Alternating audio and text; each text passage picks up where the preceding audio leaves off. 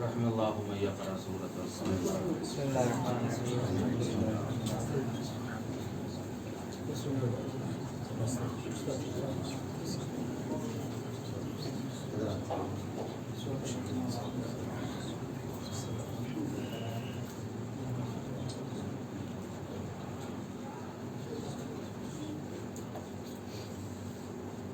لا حول ولا قوة إلا بالله العلي العظيم. أعوذ بالله من الشيطان اللعين الرجيم. بسم الله الرحمن الرحيم. الحمد لله الذي اسمه دواء وذكره شفاء وطاعته غنى. الذي ولي المؤمنين وغاية أعمال العارفين وغياث المستغيثين. ثم الصلاة والسلام على سيد الأنبياء والمرسلين وخير المبشرين والمنذرين سيدنا ونبينا مولانا مولى الكونين جد الحسن والحسين أبي القاسم محمد. اللهم صل على محمد وعلى آل محمد. الصلاة والسلام على أهل بيته الطيبين الطاهرين المعصومين المظلومين ولعنة الله على أعدائهم أجمعين من يومنا هذا إلى قيام يوم الدين. أما بعد فقد قال رسول الله صلى الله عليه وآله وسلم إن الحسين بن علي في السماوات أعظم مما هو في الأرض. صلوات محمد. اللهم صل على محمد. عزیزان گرامی قدر محترم اور معظم برادران عزیز، حضرت سید الشہداء امام حسین علیہ السلام کے مقام، ان کی منزلت اور ان کی شخصیت کا اظہار کرتے ہوئے سرکار رسالت معاف فرماتے ہیں کہ بے شک میرا حسین آسمانوں پر اس سے کہیں زیادہ بلند اور بالا ہے کہ جو اس کا مقام اور جو اس کی عظمت اور جو شہرت زمین کے اوپر ہے. آپ دیکھیے شخصیت حضرت امام حسین، بلا تمہید اصل مطلب کی طرف داخل ہو جاؤں تو امام حسین علیہ السلام کا مقام کیا ہے، ان کی شخصیت اور ان کی عظمت کیا ہے. اگر اخلاق و کردار کی بات آ جائے تو صاحب خلق عظیم کے وارث ہیں امام حسین. شجاعت کی بات آ جائے تو صاحب ذوالفقار کے وارث ہیں امام حسین. اگر علم کی بات آ جائے تو باقر العلوم کے دادا ہیں امام حسین. اگر عبادت کی بات آ جائے تو سید الساجدین کے بابا ہیں امام حسین. اگر صدق و صفا کی بات آ جائے تو جعفر صادق کے جد امجد ہیں امام حسین. اور آگے بڑھ جائیے عزیزان گرامی تو آپ کے جو فضائل ہیں، جو مناقب ہیں، آپ دیکھیے کہ یہ بات حقیقت ہے کہ حضرت امام حسین علیہ السلام کی وہ بے مثال اور بے نظیر ذات ہے کہ اس کی کوئی نظیر اور کوئی مثال نہیں ملتی. اس لیے نہیں ملتی، اگر آپ نسبی اعتبار سے آ جائیں تو ماں باپ سب کے ہیں، لیکن کسی کی ماں جناب سیدہ جیسی نہیں، کسی کا باپ علی مرتضیٰ جیسا نہیں، کسی کا بھائی حسن مجتبیٰ جیسا نہیں، کسی کے دادا جناب ابو طالب جیسے نہیں، اور کسی کے نانا سید الانبیاء جیسے نہیں. یہ تمام فضائل ہیں امام حسین علیہ السلام کے. لیکن عزیزان گرامی اگر غور کیجئے تو اگر امام حسین علیہ السلام کے لیے فضیلت ہے کہ ان کی ماں جناب سیدہ، ان کے بابا علی مرتضیٰ، ان کے بھائی حسن مجتبیٰ، ان کے دادا جناب ابو طالب اور ان کے نانا سید الانبیاء، تو یہ ان حضرات کے لیے بھی فضیلت کی بات ہے. جناب سیدہ فخر کریں کہ ان کی آنکھوں کا نور امام حسین کے جیسا، حسین کے جیسا. امیر المومنین فخر کریں کہ ان کی آنکھوں کا نور حسین ابن علی کے جیسا. خود پیغمبر اسلام بھی فخر کریں کہ ان کا نواسا حسین ابن علی جیسا. عزیزو، یہی تو وجہ تھی کہ جب اپنے کاندھے پر نبی امام حسن و حسین کو بٹھال کے مدینے کی گلیوں میں چلے تو کسی نے یہی تو کہا تھا کیا خوب سواری ہے، نبی نے پلٹ کے جواب کیا دیا تھا کہ یہ بھی تو دیکھو سوار کتنا خوب ہے۔ ابھی تو ہونا تو یہ چاہیے تھا کہ جب نبی کی تعریف کی گئی تو نبی خاموش رہتے، نبی خاموش ہو کے اپنی ہنسی کے ذریعے، مسکراہٹ کے ذریعے داد دیتے، لیکن تاریخ نے یہ بتایا کہ نبی خاموش نہیں رہے بلکہ پلٹ کے جواب دیا کہ یہ بھی تو دیکھو کہ سوار کتنے خوب ہیں۔ گویا نبی نے یہ بتا دیا کہ نعت نبی اسی وقت قبول ہوگی کہ جب مدحت اہل بیت میں قصیدہ پڑھا جائے، مدحت اہل بیت میں قصیدہ پڑھا جائے۔ اور عزیزان گرامی یہ تمام فضائل ہیں، تمام مناقب ہیں حضرت سید الشہداء کے۔ آپ دیکھیے تمام فضیلتیں وہ ہیں جو دنیا والوں کے نزدیک ہیں، جو اہل زمین کے نزدیک ہیں، زمین پہ بیٹھنے والوں کے نزدیک امام حسین علیہ السلام کے یہ فضائل اور مناقب ہیں۔ اب آسمان والوں کے لیے چونکہ پیغمبر اسلام نے زمین والوں کے سامنے، آسمان والوں کے نزدیک جو امام حسین علیہ السلام کی فضیلت تھی، ان کی جو منقبتیں ہیں ان کی طرف توجہ دلائی کہ کیا شخصیت ہے حضرت سید الشہداء کی اہل آسمان کے نزدیک، آسمان والوں کے نزدیک۔ خود امام حسین علیہ السلام فرماتے ہیں کہ ایک روز بزم نبوت سجی تھی کہ میں بارگاہ نبوت میں داخل ہوا۔ ہونا تو یہ چاہیے عزیزان گرامی، اور ہوتا بھی ہے، کہ جب کوئی بھی کسی بزم میں داخل ہو تو داخل ہونے کے بعد قبل کلام سلام کرنا چاہیے۔ یہی ہماری تہذیب ہے، یہی ہمارا طریقہ ہے، اور ہوتا بھی ہے کہ پہلے سلام کیا جاتا ہے پھر کلام کیا جاتا ہے۔ تو جب ہماری یہ تہذیب ہے تو کیا کہنا تہذیب امامت کا، کیا کہنا تہذیب اہل بیت کا۔ امام حسین داخل ہوئے اور داخل ہونے کے بعد تمام اہل مجلس کو سلام کیا، خصوصی سلام سرکار رسالت مآب کو کیا۔ اب پیغمبر اسلام نے پلٹ کے امام حسین کو جواب دیا تو بھائی جواب ایسا ہی ہونا چاہیے، وعلیک السلام، یا اور آگے بڑھ جائیے وعلیک السلام ورحمۃ اللہ وبرکاتہ۔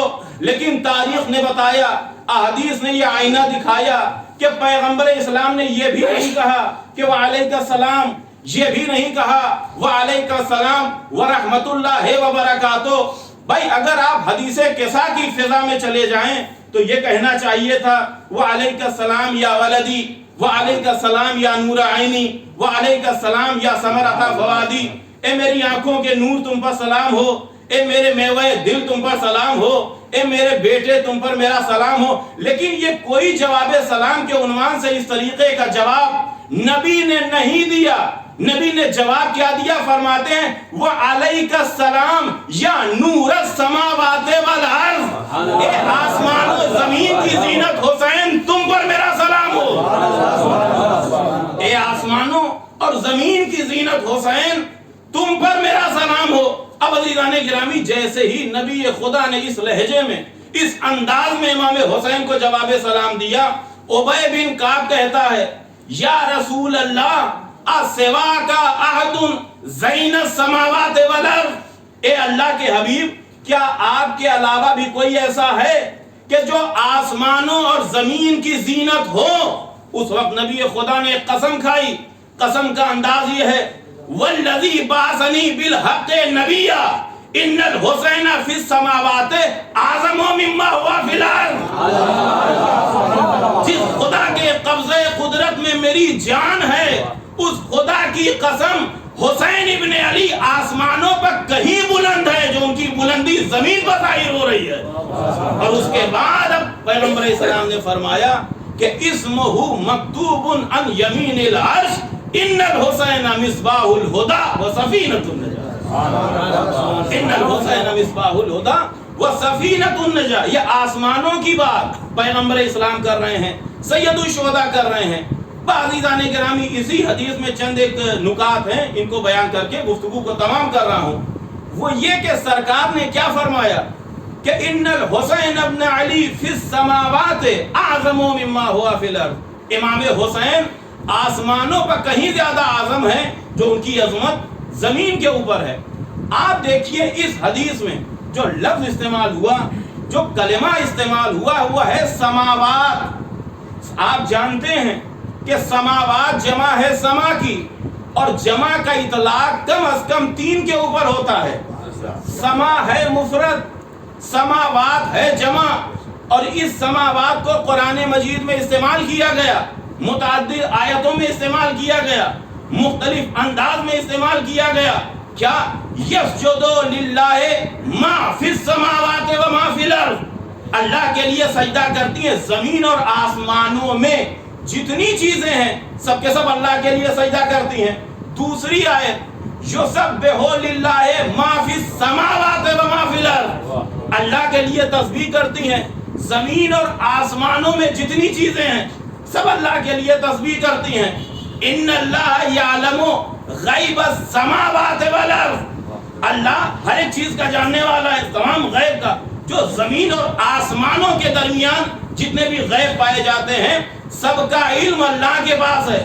تو سجدے والی آیت میں تنہا سما نہیں سماوات، تسبیح والی آیت میں تنہا سما نہیں سماوات، غیب والی آیت میں تنہا سما نہیں سماوات. سماوات کا اطلاق کم از کم 3 کے اوپر ہوتا ہے، 3 سے زیادہ پہ بھی ہوگا. اب آئیے قرآن سے پوچھا جائے کہ قرآن سماوات کا لفظ استعمال کیا گیا، بتا دے کتنے آسمان ہیں. سورہ ملک نے پڑھ کے آواز دی الذی خلق 7 سماوات طباقا، پاک و پاکیزہ وہ ذات ہے جس نے 7 آسمانوں کو ایک کے اوپر کر کے خلق کیا. اب عزیزان گرامی کم از کم قرآن نے ہمیں ایک درس دے دیا کہ جو قرآن مجید میں سماوات کا ذکر کیا گیا ہے تو یہ 7 آسمان ہیں. اب نبی نے کیا فرمایا کہ میرا حسین آسمانوں کی زینت ہے، سماوات کی زینت ہے. اب مجھے کہنے دیجئے کہ حسین ابن علی اس ذات کا نام ہے جو صرف ہمارے دلوں کی زینت نہیں ہے، ہمارے عزا خانوں کی زینت نہیں ہے، ارے عراق کے کربلا کی بھی زینت نہیں ہے. اللہ نے جس زینت سے اپنے 7 آسمان کو مزین کیا ہے اس زینت کو حسین ابن علی کہتے ہیں.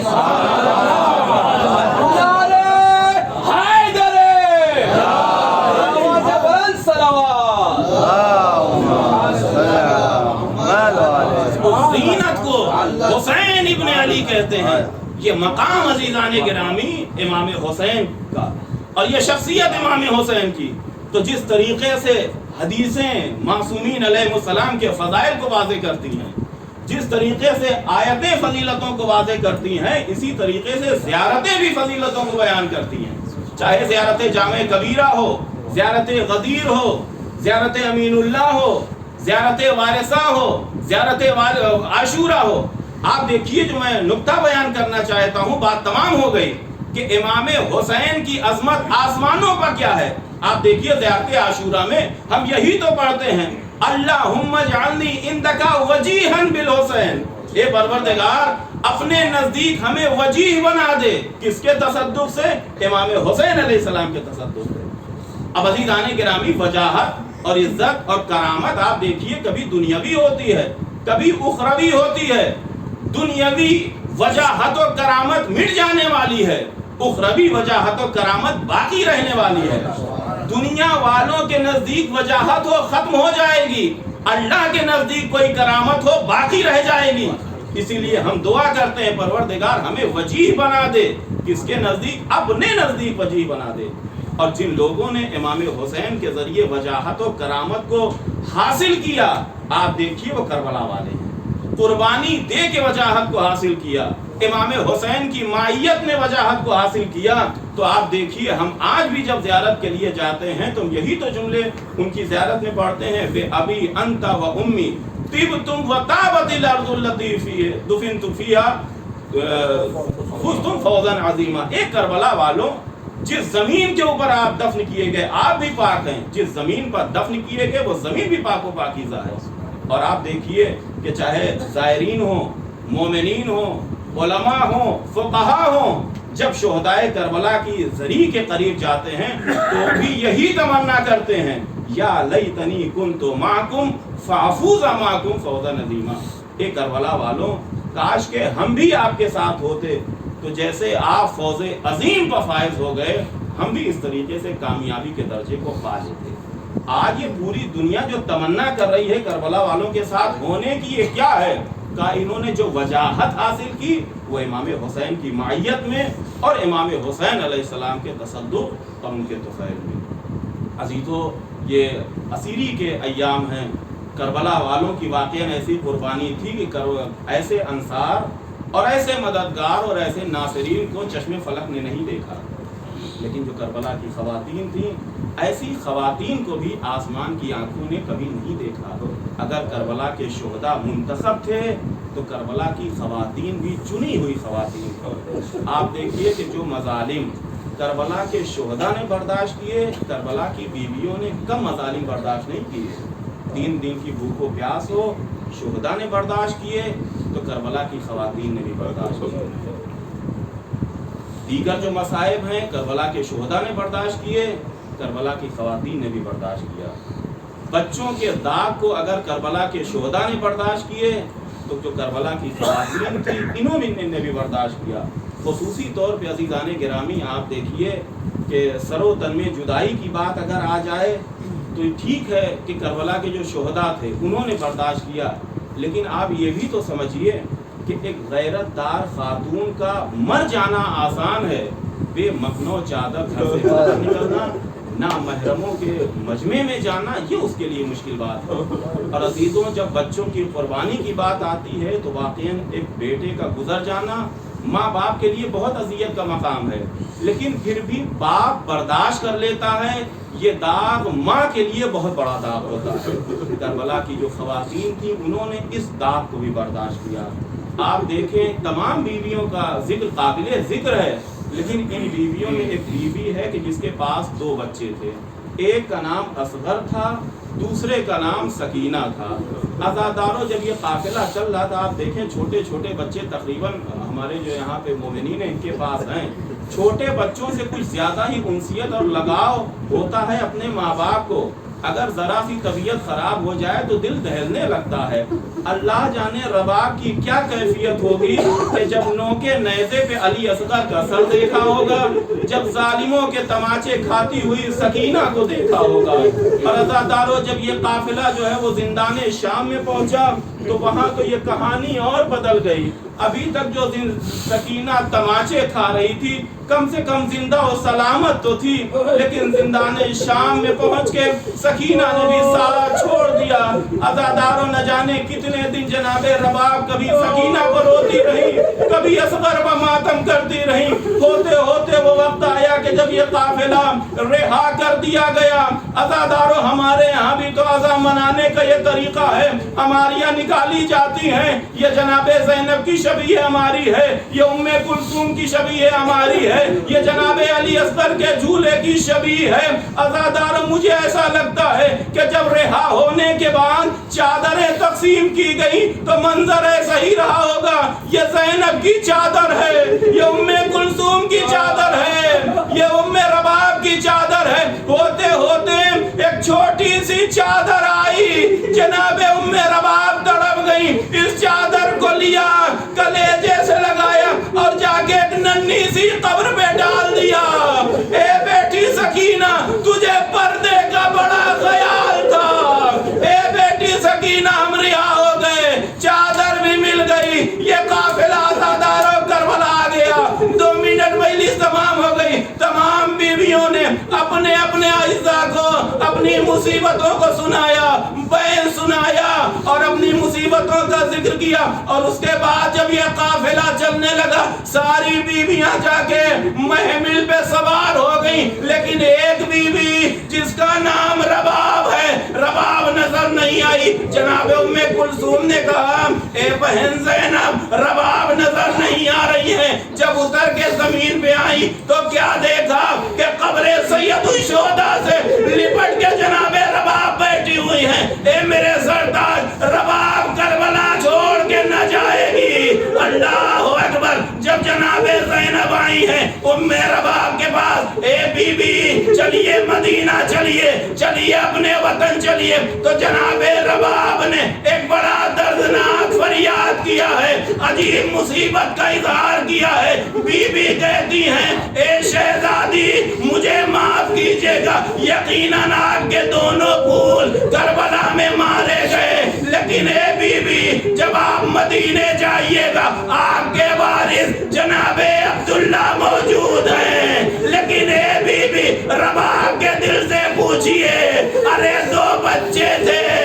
سکینہ زندان شام میں چھٹ گئی، میرا اصغر میرے سردار حسین ابن علی کے سینے پہ مدینے یا کربلا میں آرام کر رہا ہے۔ اے بی بی رباب مدینے جا کے کیا کرے؟